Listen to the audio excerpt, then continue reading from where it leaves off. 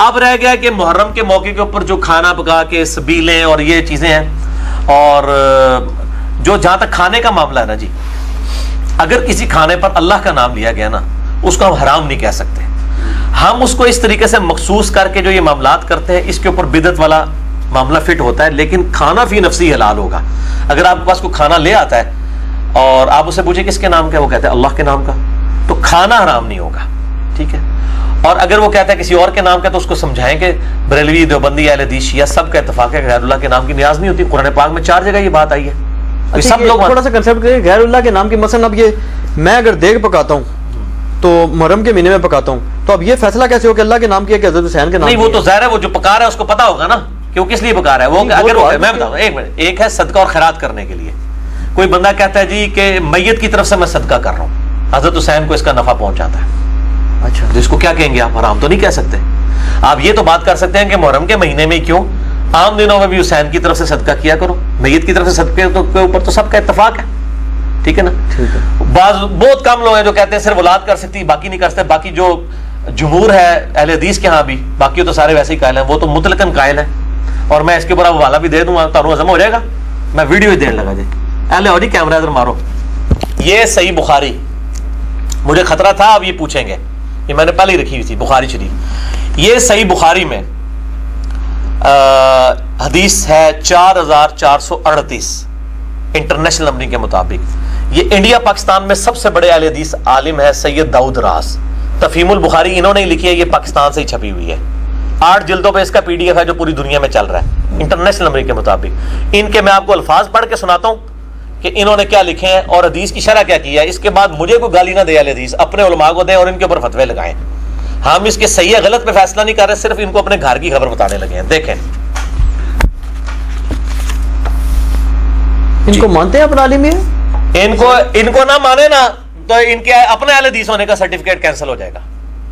یہ عرفان بھائی ادھر میری طرف دیکھیں، یہ والا پیج ہے، نظر آ رہا ہے آپ کو؟ یہ جو تشریح انہوں نے کی ہے نا، اس کو ذرا آپ نا ہائی لائٹ کریں تھوڑی دیر کے لیے، میں پھر پڑھ کے سناتا ہوں. صحیح بخاری انٹرنیشنل نمبرنگ کے مطابق 4438 نمبر حدیث کی شرح لکھ رہے ہیں. اور یہ حدیث وہی ہے کہ نبی صلی اللہ علیہ وسلم کے جب بیماری کے دن تھے، یہ نیچے والی تشریح جو ہے نا اس کو ہائی لائٹ کریں، جہاں تشریح لکھا ہے اس سے نیچے تک. تو سیدنا عبد الرحمن بن ابی بکر آئے، ان کے ہاتھ میں مسواک تھی تو بڑی سخت تھی، آپ صلی اللہ علیہ وسلم چبا نہیں سکے، تو سیدہ عائشہ نے چبا کے دی. اور پھر یہ آگے الفاظ چلتے ہیں، اس میں آگے آتے ہیں کہ سیدہ عائشہ کہتی ہیں کہ نبی صلی اللہ علیہ وسلم کی وفات میری گود میں ہوئی. یہ تھی حدیث، اس میں سیدہ عائشہ کی فضیلت ثابت ہوئی رضی اللہ تعالیٰ عنہ وعلیہ السلام. اچھا، اب سنیں داؤد راز صاحب کیا لکھتے ہیں. ہو گیا جی کوریج؟ اچھا، اب میں پڑھ کے سنانے لگا ہوں داؤد راز صاحب اس کی شرح کیا لکھ رہے ہیں. یہ شرح اہل حدیث عالم کی ہے. وہ کہتے ہیں اس میں یہ اشارہ بھی تھا کہ حضرت عائشہ اور نبی صلی اللہ علیہ وسلم دنیا اور آخرت میں دونوں ایک ہی جگہ پر رہیں گے. یعنی سیدہ عائشہ کہتی ہیں کہ نبی صلی اللہ علیہ وسلم کا اور میرا تھوک جمع ہو گیا مسواک کی وجہ سے، اس کی شرح کر رہے ہیں. حضرت علی رضی اللہ تعالیٰ فرماتے ہیں اللہ جانتا ہے کہ حضرت عائشہ دنیا اور آخرت میں آپ کی بیوی ہیں. بالکل یہ حضرت علی کا نہیں ہے قول، یہ سیدنا عمار بن یاسر کا ہے صحیح بخاری میں، جب جنگ جمل کے لیے انہوں نے کوفے کے منبر پر خطبہ دیا تھا کہ دنیا اور آخرت میں عائشہ نبی کی بیوی ہیں، لیکن اللہ نے تمہیں آزمایا ہے کہ تم عائشہ کی اطاعت کرتے ہو یا اللہ کی اطاعت کرتے ہو، کیونکہ امیر المومنین وَأُولِي الْأَمْرِ مِنْكُمْ یہ ہے. بڑی سخت بات کی. اچھا، یہ صحیح بخاری میں حدیث ہے. اچھا، اور امام بخاری اس کو حضرت عائشہ کے فضائل میں لے گئے ہیں اس خطبے کو. نیم رافضی، امام بخاری نیم رافضی، ظاہر ہے جی اس طریقے سے وہ آدھا ٹکڑا لیتے ہیں نا. یہ آج کل کے سرابلی وغیرہ ہوتے تھے، امام بخاری نے مت دینا کہ ادھی حدیث لکھو کہ دنیا اور آخرت میں. انہوں نے لکھا کہ جب وہ جمل کے لیے آئیں تو یہ سارا معاملات ہوئے. اچھا جی، اب دیکھیں جی آگے. حضرت عائشہ دنیا اور آخرت میں آپ کی بیوی ہیں. آگے لکھتے ہیں حضرت مجدد الافسانی یعنی شیخ احمد سرندی صوفی کٹر، پاکستان، انڈیا، بنگلہ دیش میں شیعہ سنی فساد کا امام. یہ ہے اصل میں فسادی آدمی جس نے یہ سارا فساد مچایا ہے ایکسٹریم تک. ٹھیک ہے جی. اور نبی صلی اللہ علیہ وسلم کی شان میں بھی بہت گستاخی ہیں، بالکل ان کے مکتوبات کے اندر موجود ہیں. میں اس پہ پورا لیکچر دے سکتا ہوں. تو المتوفا 1036 ہجری، یہ 1036 ہجری میں فوت ہوئے. یہ بریلوی دیوبندی دونوں کے مشترک جی، دیوبندی بریلوی اور اہل حدیث کے تو ہوئے گے نا. یہ تو خود لکھ رہے ہیں، رحمۃ اللہ علیہ لکھ رہے ہیں ان کو. دیوبندی بریلوی تو ان کو اپنا امام مانتے ہیں نا نقشبند سلسلے میں، کیونکہ قاضی ثناء اللہ پانی پتی کے یہ اباء و اجداد ہے نا، اس لحاظ سے کہ نقشبند سلسلے میں بزرگوں میں سے شامل ٹھیک ہے. ہے. تو جو وہ اکبر بادشاہ کے خلاف کھڑے ہوئے تھے. ٹھیک ہے. اچھا اکبر بادشاہ کے خلاف اگر یہ کھڑے ہو جائیں تو یہ بزرگ ہیں بریلویوں کے, اور اگر غلام احمد قادیانی کے خلاف جو ہے وہ ثناء اللہ امرتسری اہل حدیث کھڑے ہو جائیں وہ لعنت اللہ ہی لے رہیں گے, ان سے کوئی دین کا کام نہیں لیا گیا. ٹھیک ہے نا. پھر ان کی وہ کیٹیگری فیل ہو جاتی ہے, وہ کہتے ہیں ہاں جی وہ بھی تھے, پیر میلی شاہ صاحب بھی تھے. ٹھیک ہے نا جی. تو پھر دونوں رحمہ اللہ ہو گئے. کہتے ہیں اللہ لیتا ہے دین سے, اللہ پائی جی بخاری مسلم حدیث ہے, اللہ فاسق کل بھی دین دا کام لے لیتا ہے. یہ ہوں قیامت دن فیصلہ ہوئے گا کہ کیڑا کم فاسق کل لیا گیا اور کیڑا مومن کل لیا گیا. یہ اللہ تعالیٰ فیصلہ کرے گا, ہم نہیں فیصلہ کرتے. اچھا جی. تو حضرت مجدد ثانی بقول ان کے مجدد ثانی شیخ احمد سرہندی, تو یہ احمد نام والے جتنے ہی ہیں نا یار عجیب و غریب ہی لوگ آئے ہیں.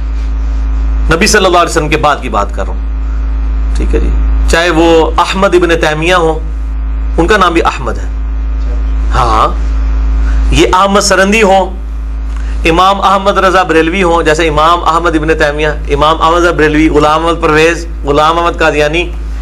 ٹھیک ہے جی. میں ویسے یہ جوک کے طور پہ بات کی, میں کسی کے اوپر فٹ نہیں کر رہا. اچھا جی. بہرحال اور انہوں نے بڑا دعویٰ کیا ہے مجدد صاحب نے کہ جو صفت احمدیت تھی نبی صلی اللہ علیہ وسلم کی, اس کا ظہور میرے ذریعے ہوا ہے 1000 سال بعد. اس نے بڑے بڑے دعوے اپنے بارے میں کیے ہیں. اسی لیے تو عبداللہ مدثر دہلوی کا ان کے ساتھ بڑی ٹسل رہی وحدت الشعور وحدت الوجود کے مسئلے میں بھی. تو یہ چونکہ وحدت الوجود کے خلاف تھے, اس لیے اہل حدیثوں کو اچھے لگنے شروع ہو گئے. ٹھیک ہے. کیونکہ دشمن کا دشمن دوست ہوتا ہے. ٹھیک ہے, اس چکر میں. لیکن آپ دیکھیں داؤد راز صاحب کے لکھتے ہیں کہ حضرت مجدد فرماتے ہیں کہ میں کھانا تیار کر کے اصالے ثواب کے وقت حضرت صلی اللہ علیہ وآلہ وسلم اور حضرت فاطمہ اور حضرت حسنین رضی اللہ عنہم یعنی حسن و حسین کے ثواب کی نیت کیا کرتا تھا. ایک شیعہ نہیں پہ لکھتا, اہل حدیث عالم لکھ رہے ہیں, انڈیا پاکستانی سب تو بڑے سید داؤد راز تفہیم البخاری. اچھا جی. ایک شب خواب میں حضرت صلی اللہ علیہ وسلم کو میں نے خواب میں دیکھا, یعنی مجدد صاحب کی طرف سے نقل کر رہے ہیں. 4438 نمبر حدیث کی یہ شرح لکھ رہے ہیں. شرح تو نہیں ہو رہی ہے, شرح ہو رہی ہے. تو وہ کہتے ہیں نبی صلی اللہ علیہ وسلم کو خواب میں دیکھا, آپ صلی اللہ علیہ وسلم عطاب کی نظر سے مجھ کو دیکھ رہے ہیں. میں نے سبب پوچھا ہے, ارشاد ہوا یہ امر سب کو معلوم ہے کہ میں عائشہ کے گھر میں کھانا کھایا کرتا ہوں, لہذا تم کو بھی اصال ثواب میں حضرت عائشہ کو شامل کرنا چاہیے. ہیلو پانچتن پاک میں ان کو بھی شامل کر کے, تو ساروں کی, ہم تو ان کو بھی اہل بیت ہی مانتے ہیں, امہات المومنین کو الحمدللہ. حضرت مجدد کہتے ہیں میں نے اس روز سے آپ کی ازواج مطہرات خصوصاً حضرت عائشہ کو بھی اصال ثواب میں شامل کرنا شروع کر دیا. آگے ان کے ذرا کمنٹس دیکھیں. کھانا کھلانے کے لیے, یہ داؤد راز صاحب لکھ رہے ہیں, کھانا کھلانے کے لیے مطلقاً ایسا اصال ثواب جو کسی قید یا رسم کے بغیر ہو. اٹھو مت بیٹھو, یہ انہوں نے اپنے لوگوں تو جان چھڑائی. قید اور رسم کے بغیر ہو اور خالص خدا کی رضا کے لیے کسی غریب مسکین یتیم کو کھلایا جائے اور اس کا ثواب بزرگوں کو بخشا جائے. اے بزرگوں نے لکھے ہوئے تھے. اس کے جواز میں کسی کا اختلاف نہیں, وہ کہتے ہیں اجماع ہے اس کے اوپر. تو ٹھیک ہے جی, آپ محرم میں نہیں کرتے ہیں, محرم کے علاوہ اگر کوئی دیکھ پکا کے حضرت حسین کے سال ثواب کے لیے تو اہل حدیث کی مسجدوں سے دیوبند کی بریلویوں کی شروع کروا دیں. کوئی انہوں نے لکھا کہ قید نہ ہو, وہ محرم میں ہی خصوص نہ کریں آگے پیچھے, اور اس طرح کرے اگر کوئی شخص ہر مہینے کی 10 تاریخ کو یہ کام کر لے تو جب محرم کی بھی 10 تاریخ آئے گی تب بھی کر لے.